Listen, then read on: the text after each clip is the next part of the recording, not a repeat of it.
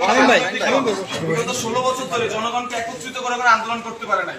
আমরা যখন অরাজনৈতিকভাবে সাধারণ ছাত্ররা বৈষম্য বিরোধী ছাত্র আন্দোলনের ব্যানারে আন্দোলন শুরু করছি, তখন সকল জনগণ আমাদের সাথে আসছে। তখন আমরা আপনাদের আওয়ামী লীগের স্বৈরাচারের পাচারা রূপ দেখেছি। এট দ্য সেম টাইমে এখানে আবু সাইদের নাম নেওয়া নেবে, এখানে মুক্তবের নাম না নেওয়া হয়, এখানে অন্যান্য শহীদদের নাম না নেওয়া হয়। এখানে কিভাবে আপনারা মিটিং শুরু করতে পারেন? এখানে আমরা কোনো দলের টাকার উপরে ভিত্তি করে আন্দোলন করি নাই। এখানে সাধারণ ছাত্ররা প্রতিদিন হেঁটে খেয়ে না খেয়ে কোন সিঙ্গারা বিস্কুটের লোভে না যেয়ে নিজেদের পায়ের মাথার ঘাম পায়ে ফেলে তারা আন্দোলন করে। এই একটানা 35 দিনেরও বেশি সময় ধরে আন্দোলন করে তারা। আমরা আতঙ্কের পুলিশের উপর করে এই দেশটাকে আমরা ঠিক করতেছি। আমরা যখন দেশ সংস্কার করতেছি অরাজনৈতিক ভাবে, আপনারা তখন রাজনৈতিক দলের নেতা কর্মীদের নিয়ে এখানে কি করতেছেন? আপনার এই প্রশাসন লেয়াজু ভিত্তিক প্রশাসন, এই প্রশাসন যদি ভবিষ্যতে থাকে, আমরা আশা করতেছি আমরা সাধারণ ছাত্র সমাজ আবার একই ঘটনার সম্মুখীন হবো। আবার গুলি চালাতে পারেন। আজকে আগের দিন আপনারা লীগের হয়ে গুলি চালাচ্ছেন, এর পরবর্তীতে আপনারা হয় বিএনপি হয় অন্য কারণে গুলি চালাবেন। ভাই একটু আপনাদের জুনিয়র অফিসাররা কেন স্বতন্ত্র কমিশন চায়? তারা কেন বলতেছে যে আপনারা আমাদেরকে স্বাধীন করুন? কারণ তারা জানে আবার যখন নতুন রাজনৈতিক দল আসবে, আপনারা সেই নতুন রাজনৈতিক দল যদি চাপে পড়ে, তাহলে আপনারা আবার আমাদের বুকে গুলি চালাবেন।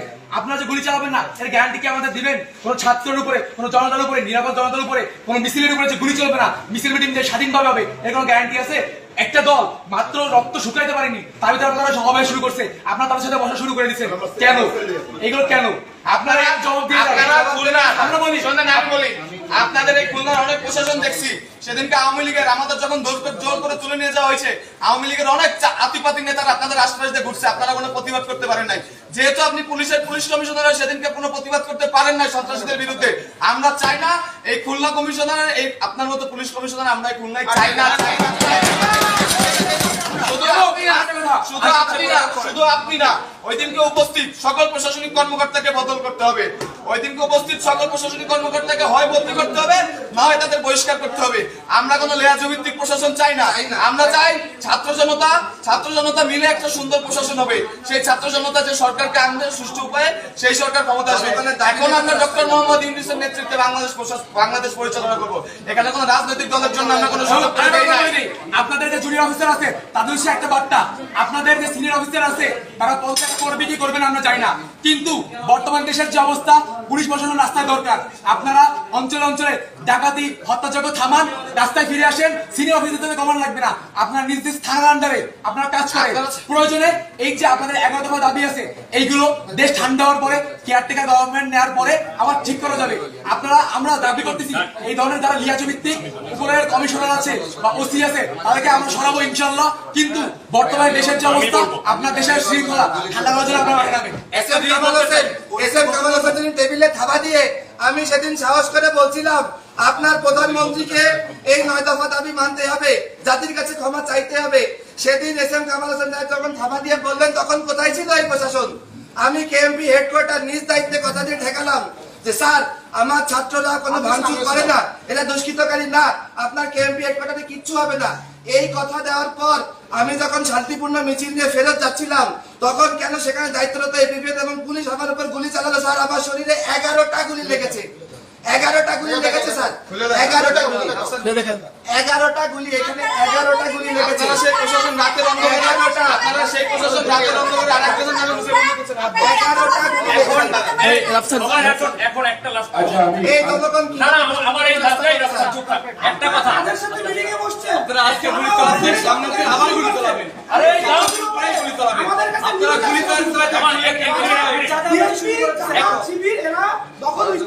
আরে ভাই কথাটা শেষ করতে দে। একটা ব্যাপার আমরা প্রথমে যেটা বলতে চাই, প্রশাসন আমাদের দরকার। প্রথম কথা, প্রশাসন আমরা চাই, তবে আমরা প্রশাসনের যে নৈতিকতার যে অবক্ষয় দেখেছি, স্পেশালি আমি পুলিশ বাহিনীকে বলবো, তাদের এই নৈতিক অবক্ষয়ের কারণে আজকে পুলিশ প্রশ্নবিদ্ধ, এবং আমরাও এই ক্ষেত্রে ব্যতীত যে আমাদের অনেক পুলিশ মারাও গিয়েছে। বাট তাদের এই নৈতিকতা যদি থাকতো, তাহলে আজকের এই সিচুয়েশন দেখা লাগতো না। তবে আমরা কোন রাজনৈতিক দলকে এখানে প্রমোট করার জন্য আমরা ছাত্র সমাজ এখানেও আসিনি এবং সারা বাংলাদেশে আছেন আন্দোলন। আমরা নিরপেক্ষতার ভিত্তিতে আমরা এই সরকার গঠন করতে চাই, এবং পুলিশ বাহিনীকে আমরা বলবো যে আপনারা যেই ধরনের নেতৃত্ব দরকার বা যে নৈতিকতা থাকা দরকার, সেইটার ভিত্তিতে আগামী দিনে কাজ করবেন। আমরা অবশ্যই প্রশাসনকে চাই, প্রশাসনকে আমরা তো কোনোভাবে ধিক্কার বা ঘৃণা জানাতে, লেয়াজভিত্তিক প্রশাসনকে ধিক্কার জানাই। একটা সেম টাইম আমরা চাই যে প্রশাসনিক কয়েকজন কর্মকর্তার জন্য যে পুরো ডিপার্টমেন্টকে বরখাস্ত করতে হবে বা ডিপার্টমেন্টকে আমরা নিন্দা জানাবো সেটা না। আমাদের অবশ্যই প্রশাসন দরকার আছে, প্রশাসন না থাকলে বিশৃঙ্খলা বাড়বে, এটা আমরা সবাই জানি। আমরা ছাত্ররা তো আর এই মাঠের দায়িত্ব নেব না, আমাদের পড়াশোনা আছে। তবে এই লিয়াজভিত্তিক প্রশাসন আমরা কখনোই চাই না এবং এই বাংলার ছাত্র সমাজ কোনোদিন মেনে নেবে না। আজকে আপনারা যদি রাজনৈতিক নেতাদেরকে ইনভাইট করতেন তাহলে আমাদের কেন রাখছেন? আমরা তো কোনো রাজনৈতিক নেতার মানে আন্ডারে আমরা কোনো আন্দোলন করিনি। এই আন্দোলন কি কোনো আন্দোলন তো রাজনীতি হচ্ছে।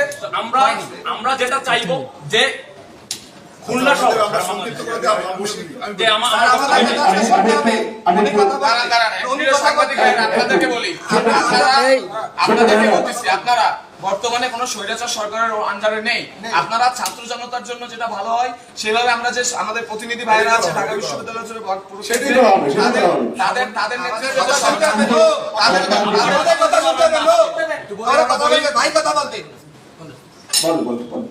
তাদের নেতৃত্বে আজকে রাত 8টায় যে শপথ বাক্য পাঠ করবে ডক্টর মোহাম্মদ ইউনূস, আপনারা তাকে সাপোর্ট দিবেন এবং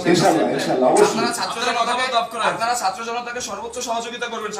এখানে আজকে আমাদের ছাত্র প্রতিনিধিদের কাছ থেকে যতগুলো বক্তব্য এসেছে, কোনো বক্তব্য না কেটে পুরোটা বক্তব্য আপনারা প্রচার করবেন। এটা বাক স্বাধীনতা, বাংলাদেশে আবার আমরা ফেরত আনছি, এই বাক স্বাধীনতা চিরকাল থাকবে। কেউ কথা বলা থেকে চুপ থাকতে পারবে না। আমরা আবার কথা বলবো, আমরা আবার অন্যায়ের বিরুদ্ধে প্রতিবাদ করবো। যদি কোনো রাজনৈতিক দল এরকম কোন এজেন্ডার নামে আমরা ছাত্র জনতা আবার আমরা লাশের মিছিল ছাড়বো না। আমরা বলি আমাদের দেশে আর কোন ধরনের কোন ঘুষ, দুর্নীতি, লিয়াজু, সিন্ডিকেট, বাজার সিন্ডিকেট, ওষুধ সিন্ডিকেট, ছাত্র সিন্ডিকেট, মাদক, অরাজকতা, গুন্ডামি, চাঁদাবাজি, নৈরাজ্য, সন্ত্রাস কিচ্ছু থাকবে না, কিচ্ছু থাকবে না। মিডিয়া কর্মী ভাইদের উদ্দেশ্যে এটাই শেষ কথা। মিডিয়া কর্মীদের উদ্দেশ্যে বলতে চাই যে ভাই, আপনারা যারা আমাদের সাথে ছিলেন এই আন্দোলনের শুরু থেকে, এবং আমি মিডিয়া কর্মী অনেকের সাথে কথা হয়েছে, তারাও এতদিন বাক স্বাধীনতা প্রকাশ করতে পারেন নাই। তো আজকে থেকে না, আন্দোলন যেদিন থেকে সরকার পতন হচ্ছে সেদিন থেকে আপনারা এই স্বাধীনতা প্রকাশ করছেন, আগামী দিনেও করবেন। আপনারাও না হলে পরিস্থিতি হবেন জাতির কাছে, এই শিক্ষার্থী বৃন্দদের সমাজ তাদের কাছেও, আপনাদের কাছে আপনাদের নৈতিকতা যেন থাকে। কোনো বাহিনীকে প্রতিটা মানুষই হচ্ছে যদি অন্যায় করে তারা প্রশ্নবিদ্ধ হবে। এটাই আমার বাংলাদেশ স্বাধীন, আমার একটা কথা আছে। বাংলাদেশ স্বাধীন। আমরা এখনো কাজে গেলে এখনো আমাদেরকে অনেকে বাদ দিবে।